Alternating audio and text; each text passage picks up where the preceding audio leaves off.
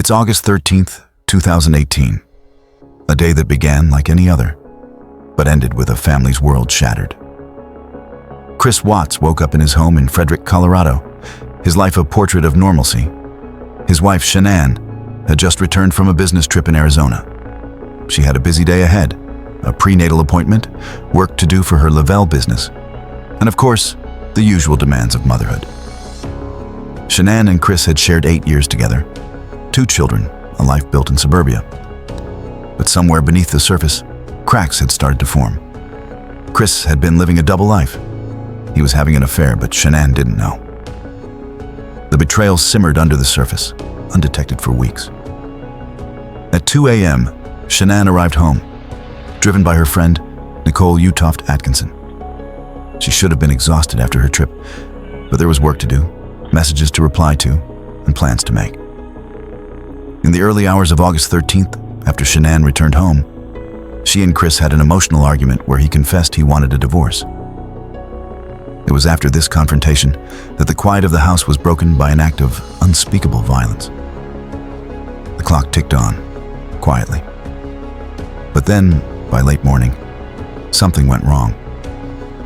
Nicole noticed Shanann hadn't responded to texts. There was a doctor's appointment missed, a business meeting left unanswered. Shanann wouldn't just vanish. Nicole knew something was wrong. Shanann had missed too many things she wouldn't have left undone. It wasn't like her. Chris Watts, the husband, seemed unmoved.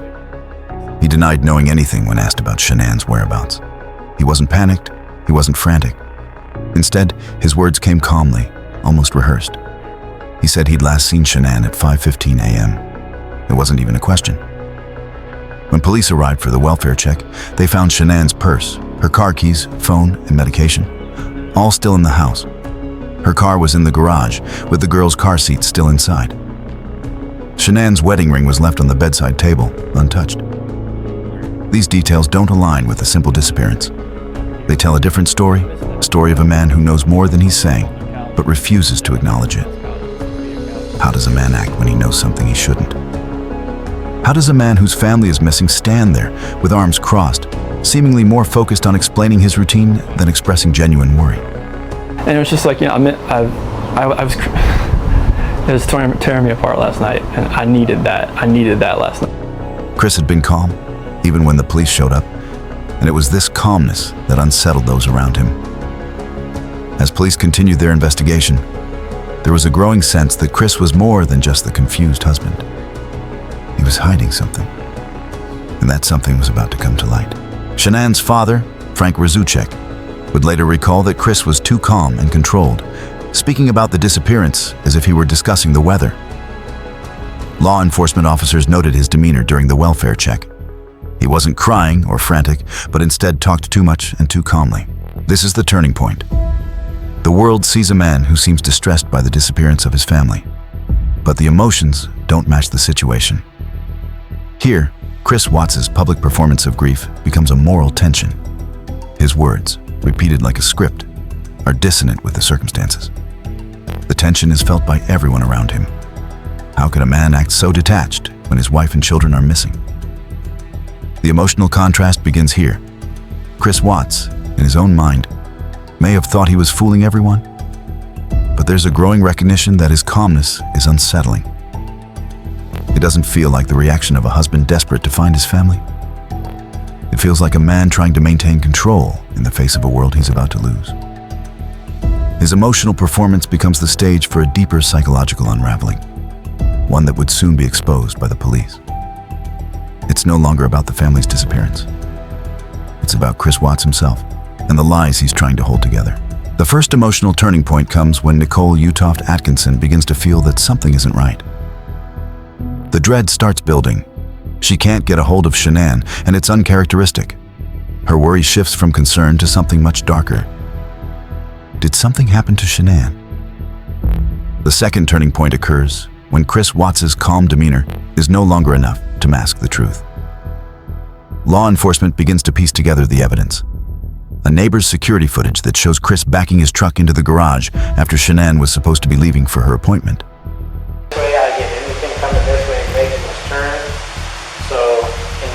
This is the first crack in Chris's alibi. and it's the beginning of his unraveling. By this point, the investigation has begun to close in on Chris Watts. The puzzle pieces are fitting together, and Chris's story is falling apart. But at this stage, Chris still holds on to his version of events. The facade remains intact. As law enforcement prepares to confront Chris with the damning evidence, the tension builds.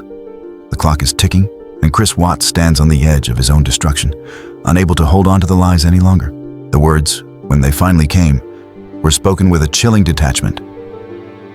He didn't show remorse. Instead, he clinically dismissed the magnitude of his actions, making it sound like a tragedy he had no control over. But behind the calm facade was a man who had committed one of the most brutal, cold-blooded acts imaginable. The morning of August 13th, 2018 began with a confrontation and ended in horror. After an emotional argument with Shanann, Chris Watts made the most irreversible decision of his life. He murdered his wife, strangling Shanann in their bedroom, silencing her as her last breaths escaped. But that was just the beginning. After killing Shanann, Watts turned his attention to Bella and Celeste, his two young daughters. They had no idea what was about to happen. Chris later admitted that Bella walked in on him after Shanann had been murdered. She asked, "What are you doing with Mommy?" A child's innocent question, confronting the incomprehensible. The weight of that moment would hang over the investigation. How does a father, who has just taken his wife's life, respond to that? Chris told Bella that Shanann was sick. Then he smothered his daughters, one by one. There's no logical explanation for these actions, no justification that would ever make sense. After Chris murdered his children, he disposed of their bodies like objects. Shanann was buried in a shallow grave, while Bella and Celeste were thrown into separate crude oil tanks. The cruel finality of it all spoke to a level of emotional detachment that was unimaginable. What we see in Chris Watts is a man whose psychological state was characterized by narcissism and emotional coldness. His initial reaction was not one of fear, guilt, or horror. It was control. Watts did not seem overwhelmed by the weight of his actions. Instead, he seemed focused on protecting his own interests. His confession, when it came, was not an outpouring of remorse, but an admission of convenience. When he first confessed, Chris offered a self-serving narrative. This attempt to shift the blame was telling. Instead of taking responsibility for his actions, he crafted a story that painted him as a man who had been forced to act. The lack of true emotional engagement with his crime was stunning. It was in his interactions with law enforcement, especially during the interrogation, that his psychological state became clearer. He was, at times, agitated, but never remorseful. The coldness that defined his actions extended into his behavior during questioning. His body language, defensive, almost robotic, suggested that he was more concerned with protecting himself than acknowledging the gravity of his actions. His confession was a stark illustration of his emotional detachment. The absence of remorse was palpable.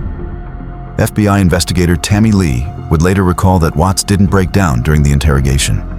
Instead, he seemed to be trying to find ways to manipulate the narrative. 7 investigators later noted that while Chris gave them small details as if to help, it was clear he was trying to cover something up. The tension is not just about the brutality of the crime, but about the moral contrast between the public perception of Chris Watts and the person he truly was. To the outside world, he was a loving father, a hardworking man, someone who seemed stable and content. But behind closed doors, Chris Watts was capable of something far more sinister. What does it mean when someone can deceive an entire community, a family, and even themselves? Chris's public manipulation, from playing the role of the distraught husband in televised interviews to his behavior during the investigation, reflects a deeper, more disturbing pattern of emotional detachment and narcissism. His inability or unwillingness to express genuine remorse is unsettling. As his story crumbled under the weight of evidence, we saw him not as a broken man, but as a man desperately trying to avoid the full consequences of his actions. His confession, while technically an admission of guilt, lacked the emotional weight one would expect from a man who had just murdered his family. The moral question is this: how do we reconcile the Chris Watts we saw publicly with the man who committed these acts? Is it possible for someone to live a lie so convincingly that they can deceive even themselves? The first turning point is when the neighbor's security footage surfaced. For the police, it was the crucial piece of evidence. This footage contradicted Chris's story about what happened that morning. It showed him backing his truck into the garage early that morning, well before he claimed to have seen Shanann and the girls leave. This was the moment when Chris Watts' lies began to collapse. He was cornered. The evidence didn't match his story. But still, his confession was reluctant, a calculated admission. It wasn't until Chris was confronted with the mounting evidence that he began to crack, just enough to admit to what he had done, but still in a way that suggested self-preservation rather than remorse. The second turning point came when Chris finally admitted the full extent of his crime. He murdered his wife and children and disposed of their bodies like trash. The emotional devastation felt by Shanann's family, especially her parents, was palpable. But for the police, it was the moral clarity that came with his confession.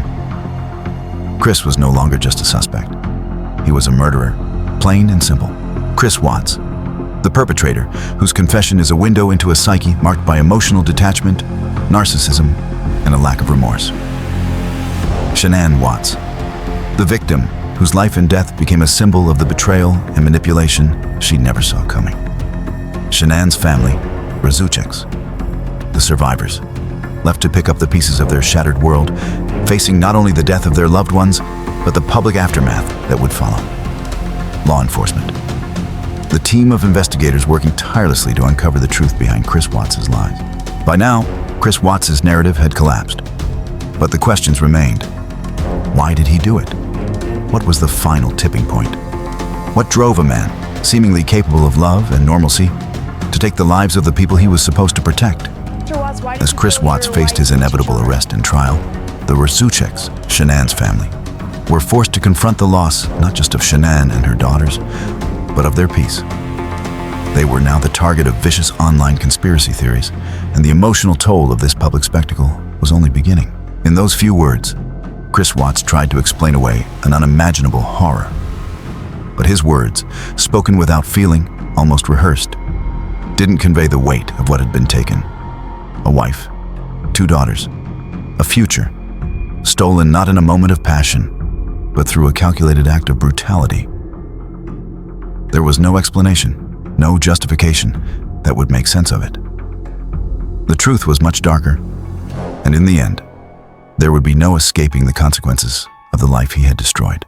By August 15th, 2018, Chris Watts was running out of room to lie. 2 days had passed since his family disappeared, and in that time, the weight of his deception was becoming unbearable.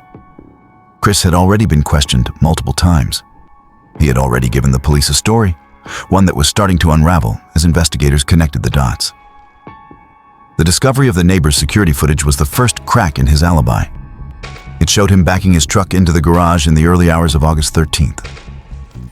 That footage was in direct contradiction to his claim that he had. Chris Watts' behavior during the final confession is telling. What kind of man asks to speak to his father after murdering his family? It's an interesting glimpse into his psyche, his need for someone to hold his hand through the collapse of his life. Why did you kill your wife and 2 children? It's a fragile man who, even after everything, still seeks comfort from the person he likely believed could protect him from the consequences. His father, Ronnie Watts, walked into that interrogation room, and it was clear that the dynamic had shifted. Chris wasn't just facing the investigators, he was facing the truth, and there was no escaping it. It's in this moment that Chris Watts finally admits to what he's done. Not in a tearful breakdown, not in a desperate cry for forgiveness, but with a matter-of-fact resignation. He didn't show emotion. He didn't express the weight of his actions. Instead, he gave a story, one that would eventually prove to be a calculated effort to minimize his guilt.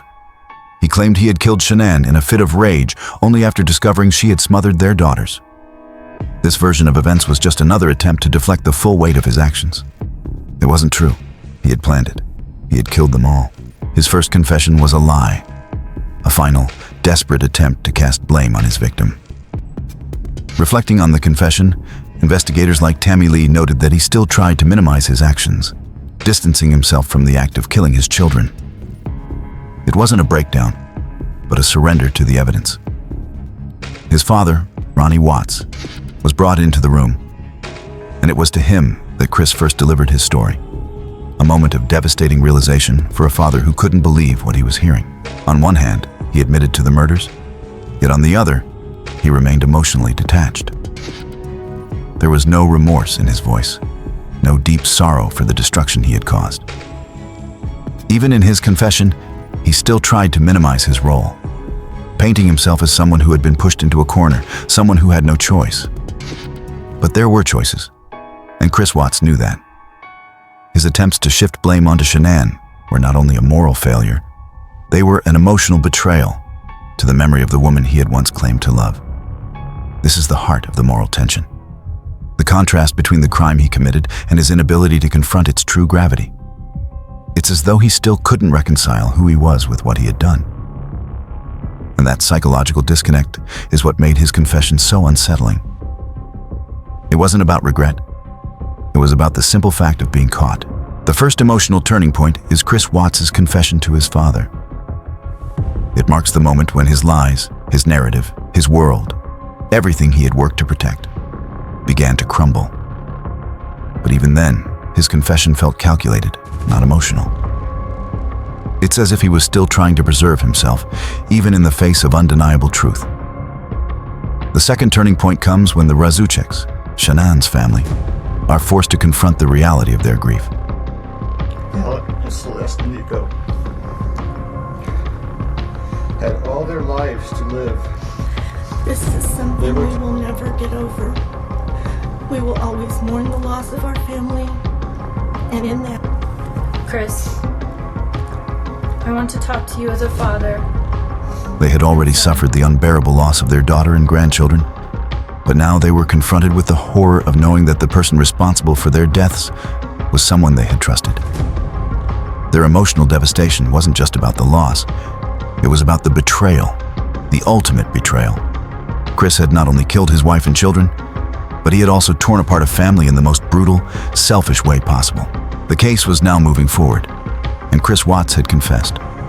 He was arrested, facing 5 counts of first-degree murder and other charges. But the moral questions that lingered were far from resolved. Why did he do it? What pushed him to murder his own family? What kind of person could justify such an act?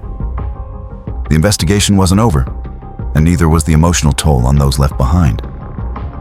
The Razucheks would now face the challenge of reclaiming some measure of peace while living under the public spotlight of a case that would never let them go. Chris Watts was now in custody, facing the inevitable consequences of his actions.